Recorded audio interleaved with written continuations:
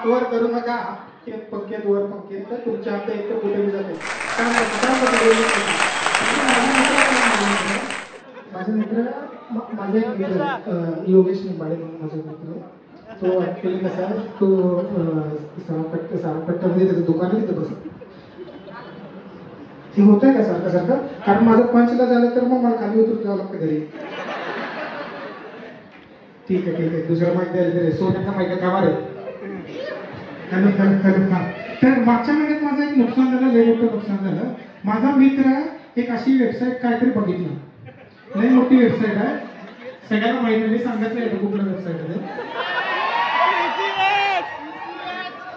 Yes हळू order. अरे spoiler देऊ नका रे, सांगतो की मी माझं पंच मी घरात तयार करून आलेला असतो. तुम्ही सगळं पैसे घालायचं आणि तुम्हाला 90 दिवसांनी, तुम्ही समजा 10 रुपये घातलं तर 90 दिवसांनी तुम्हाला 100 रुपये मिळते.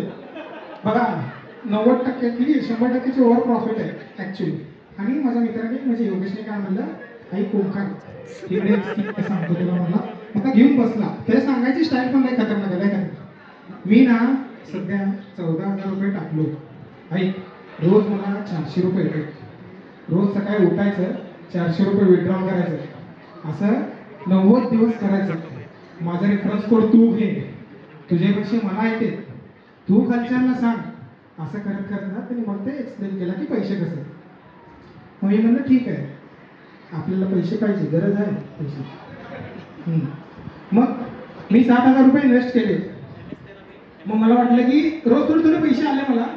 मग नंतर मला वाटलं की आता आपल्याला प्रॉफिट व्हायला थोडं पसरू आपण मित्रांना सांगू, तू घाल, तू बघ, असं कर. येस. मग असं करत करत ना मी 7-8 जणांना पैसे घालायला लावले. 7-8 जण पैसे इन्व्हेस्ट केले भरपूर.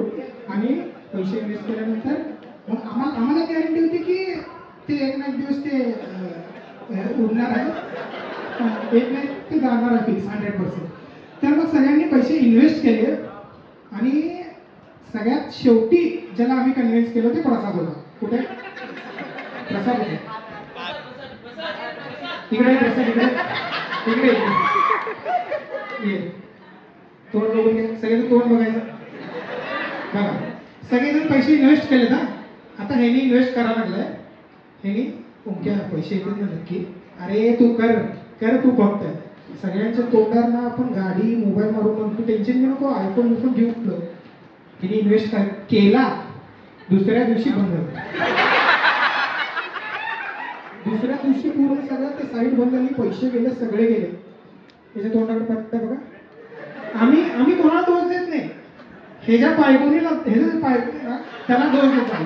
हे बघा कोणाची चूक नाही आहे. हा माणूस पैसे घातला, कंपनी बंद, कंपनीतले लोक फरार.